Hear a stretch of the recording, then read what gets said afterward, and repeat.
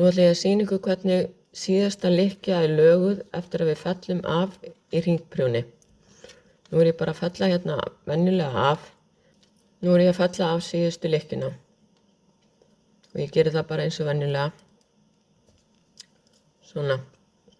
Þá lítur þetta svona út og ég dreg spottan alveg í gegn. Nú er ég búin að fella af síðustu lykkjuna í hringprjóni og ætla að laga það þannig að þetta líti út svona. Það sem ég geri er að ég fer með nálaroddinn undir lykkjuna hérna og undir þennan hérna líka og dreg bandið í gegn. Síðan fer ég með nálaroddinn í gegnum lykkjuaugað, svona, og dreg í gegn.